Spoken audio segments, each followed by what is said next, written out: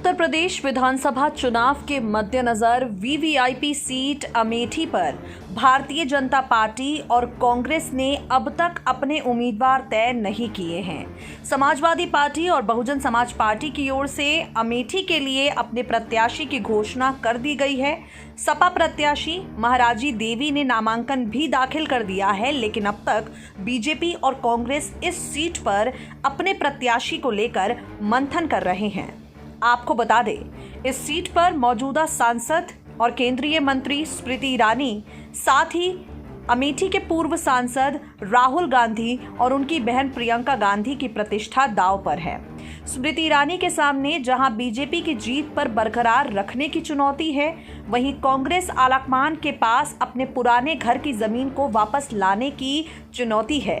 यही वजह है कि दोनों राष्ट्रीय पार्टियां अमेठी सीट पर उम्मीदवारों की घोषणा अब तक नहीं कर पाई हैं। भारतीय जनता पार्टी की अगर बात करें तो यहां परिवार के बीच की जंग की वजह से बीजेपी में मामला फंसा है। मौजूदा समय में अमेठी की महारानी और राजा डॉक्टर संजय सिंह की पहली पत्नी रानी गरिमा सिंह यहां विधायक हैं, लेकिन संजय सिंह 2019 के चुनाव के बाद अपनी दूसरी पत्नी के साथ 1 साल की राज्यसभा की सदस्यता छोड़कर बीजेपी में शामिल हो गए। अब वो अपनी दूसरी पत्नी अमिता सिंह के लिए अमेठी से टिकट चाहते हैं, क्योंकि बीजेपी ने उन्हें राज्यसभा भी नहीं भेजा है। दिलचस्प बात यह है कि बीजेपी में शामिल होने के बाद डॉक्टर सिंह आज तक स्मृति ईरानी के साथ मंच तक साझा करते हुए नहीं देखे गए, जबकि उनकी दूसरी पत्नी और जो मौजूदा विधायक हैं गरिमा सिंह, स्मृति ईरानी के साथ अमेठी में अक्सर देखी जाती हैं। ऐसे में साफ तय है कि स्मृति की पसंद यहां से गरिमा सिंह ही हैं। स्मृति ईरानी और संजय सिंह के बीच अमेठी की ये सीट फंसी हुई है।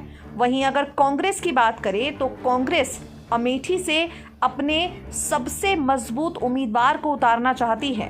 कांग्रेस अमेठी की जमीन पर भारतीय जनता पार्टी के खिलाफ अपना ऐसा प्रत्याशी उतारना चाहती है जो यहां से जीत दर्ज कराए। कांग्रेस के लिए यह प्रतिष्ठा की बात इसलिए भी है क्योंकि अमेठी हमेशा से गांधी परिवार का गढ़ कहा जाता है, लेकिन 2019 के लोकसभा चुनाव में राहुल गांधी अमेठी से हार गए। अब इस बार पूरी तैयारी यहां पर कर ली है कांग्रेस ने भी कि स्मृति ईरानी को हराया जाए और स्मृति ईरानी के खिलाफ भारतीय जनता पार्टी के खिलाफ एक मजबूत प्रत्याशी उतारा जाए। नेक्स्ट 9 न्यूज़ नेशन की रिपोर्ट।